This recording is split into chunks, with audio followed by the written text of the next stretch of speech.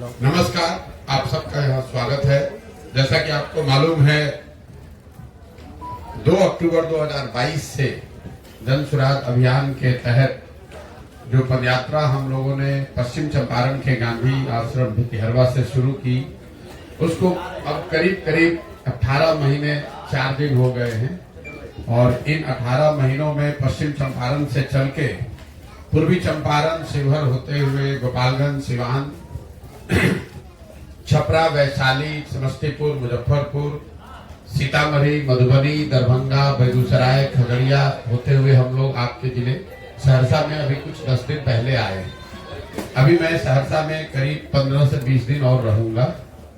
पदयात्रा का जो स्वरूप है आप देखते हैं, हम लोग का प्रयास होता है कि गांव-गांव जाएं और मैं और मेरे साथ जो पदयात्री हैं, तो प्रयास ये होगा कि कम से कम 90% गांवों में जरूर हम लोग व्यक्तिगत तौर पर वहां पहुंचकर लोगों से मिले, उनकी समस्याओं के बारे में जाने, उसका अध्ययन करें, उनको जन सुराज के बारे में बताएं। पदयात्रा के जो 3 मुख्य उद्देश्य हैं, वो पहला उद्देश्य ये है कि बिहार, मेरी अपनी जो 15-20 वर्ष की राजनीतिक सामाजिक समझ है, पहले संयुक्त राष्ट्र संघ में, फिर 10 वर्ष राजनीति के क्षेत्र में, मेरा जो अध्ययन है बिहार को लेकर या समझ है, उसके अनुसार बिहार की जो बदहाली, बर्बादी, गरीबी का कारण है, वो उसकी मूल वजह ये है कि यहाँ पर एक तरह से पिछले 30-40 वर्षों से राजनीतिक बंधुआ मजदूरी बन गई है। जैसे देश में पहले गुलामी होती थी, वैसे बिहार में राजनीतिक तौर पर लोगों की गुलामी हो गई है, चाहे वो जात के नाम पर हो, हिंदू मुसलमान के नाम पर हो, या भाजपा के डर से लालू और लालू जी के डर से भाजपा। तो ये जो समस्या है, हम लोग बात करते हैं कि बिहार में सड़क नहीं है, पढ़ाई नहीं है, रोजगार नहीं है, गरीबी है, पलायन नहीं, ये सारी बातें लोगों को पहले से पता है। हम लोग आकर एक दिन देखते हैं, नेता लोग आकर उस पर चर्चा कर सकता है, पत्रकार उस पर लिख सकता है, लेकिन जो लोग इस जीवन को जी रहे हैं, उनके लिए तो डेली का काम है। इसके बावजूद वो लोग फिर जाकर वोट उन विषयों को छोड़कर दूसरे विषय पर क्यों देते हैं? तो उसकी ये 4 वजह मुझे जो समझ में आई है कि लोग यहाँ पर अपनी समस्याओं से जूझते हैं, परेशान हैं, लेकिन जब वोट का वक्त आता है तो वोट यहाँ पर मुख्यतः 4 विषय पर लोग दे रहे हैं।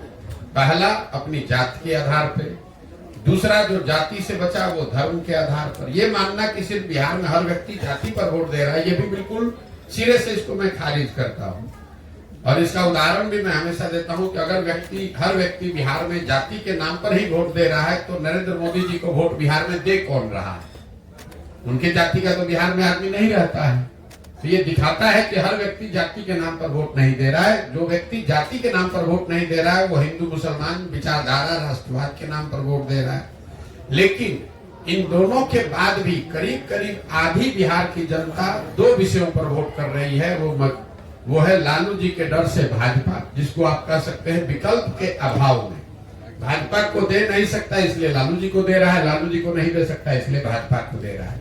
इन चारों चीज को अगर आप जोड़ दें तो आपको बिहार में 2/3 से ज्यादा जो वोट पड़ता है, वो इन्हीं 4 वजहों से वोट पड़ रहा है। तो पदयात्रा का पहला उद्देश्य यही है कि गांव-गांव जाकर लोगों को ये बताया जाए कि आप चाहे जीवन भर अपनी समस्याओं के बारे में चर्चा कर लें, जब तक आप इनसे अलग हटकर अपने और अपने बच्चों के भविष्य के लिए वोट नहीं करेंगे, तब तक आपका भला होने वाला नहीं है। वोट आपको जिसको करना है कीजिए।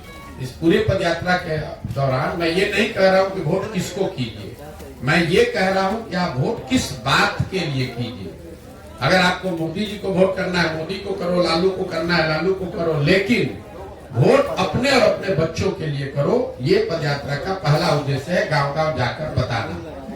दूसरा उद्देश्य ये है कि लोग जो मजबूरी में वोट कर रहे हैं, विकल्प के अभाव में, जिनको समझ है कि हमको जाति के आधार पर नहीं, धर्म के आधार पर नहीं वोट करना है, लेकिन उसके पास विकल्प नहीं है, तो वो विकल्प के अभाव में वोट न करना पड़े, इसके लिए लोगों को हम ये बता रहे हैं कि आप साथ में आइए और आप मिलकर एक नया दल बनाइए।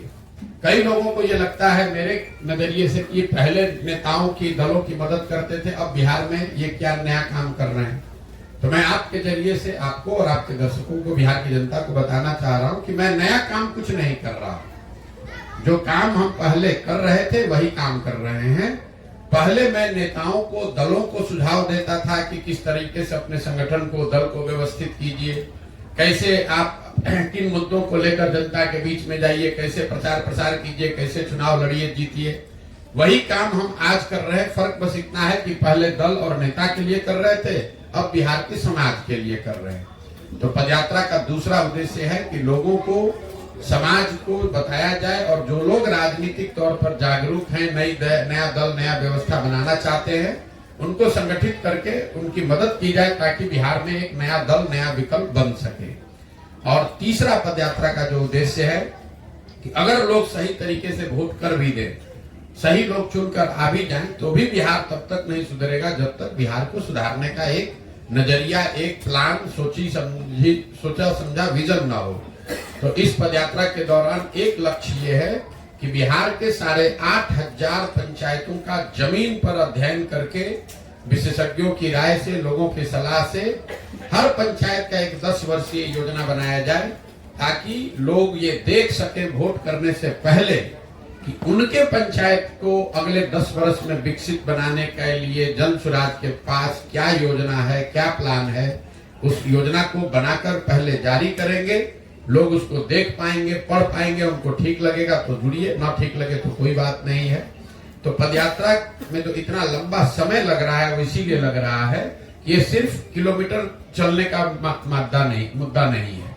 ऐसा नहीं है कि मुझको इसको साल भर में करना है कि 2 साल में करना है, 3000 किलोमीटर चलना है कि 8000 किलोमीटर चलना है, कोई चीज निश्चित नहीं है। एक चीज निश्चित है कि बिहार के हर गांव, हर शहर, हर प्रखंड पंचायत तक पहुंचना है। दूसरा चीज निश्चित है कि इन 3 लक्ष्यों की प्राप्ति के लिए गांव गांव जाकर लोगों को जन जागरण के हिसाब से उनको बताना है कि आप अपने और अपने बच्चों के लिए वोट कीजिए। अगर आप नया दल विकल्प बनाना चाहते हैं तो नया दल और विकल्प बनाइए। और तीसरा, हर पंचायत के लिए एक योजना बने। इस पंचायत की योजना में वहां की स्थानीय समस्याओं का जिक्र हम लोग करते हैं, कैसे उस समस्या का निपटारा होगा ये बताते हैं। लेकिन साथ साथ हर पंचायत की योजना में 3 बात जरूर बनाई जा रही है। पहला, कि पंचायत के स्तर पर लोगों के बच्चों के पढ़ने की व्यवस्था अच्छी कैसे की जाएगी। दूसरा, हर पंचायत में 800 से 1200 नए रोजगार के अवसर कैसे पैदा किए जाएंगे। ये आंकड़ा 800 से 1200 इसलिए है कि एक अध्ययन करके हम लोगों ने पाया कि अगर पंचायत के स्तर पर 800 से 1200 नए रोजगार के अवसर पैदा कर दिए जाएं, तो करीब करीब पलायन को यहाँ से रोका जा सकता है। और तीसरा, हर पंचायत में जो खेती अभी हो रही है वो खेती जो खाने वाली खेती है, इसको कमाने वाली खेती में कैसे तब्दील किया जाए, कैसे लोगों को खेती से आमदनी हो। क्योंकि बिहार में आज जो खेती होती है ये खाने वाली खेती है। बोलचाल की भाषा में आपने सुना होगा, लोग कहते हैं कि अभी पंजाब से यहाँ लौट कर आए हैं खेती करने के लिए, कमाने के लिए लुधियाना जाएंगे, कोयम्बटूर जाएंगे। तो लोगों के दिमाग में जो खेती को लेकर नजरिया है कि खेती खाने का जरिया है, इससे अनाज पैदा करो ताकि अपना और अपने बाल बच्चे परिवार का पेट बढ़ता रहे। कमाने के लिए लोग मजदूरी करने जाते हैं।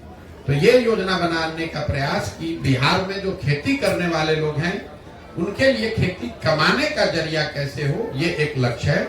इन 3 लक्ष्यों को लेकर अभी 18 महीने से चल रहे हैं, 1-1.5 साल और लग सकता है, लेकिन पूरी तरीके से दृढ़ संकल्पित हैं। इस काम को पूरे बिहार में करेंगे। करने के बाद लोगों को एक साथ संगठित करके नया दल बनाया जाएगा और उसके बाद आगे की यात्रा, आगे की जर्नी शुरू होगी। अब आपके जो सवाल हैं यात्रा के दौरान के मेरे अनुभव या दूसरे कोई भी आप सवाल करना चाहते हैं तो आप सवाल कर सकते हैं।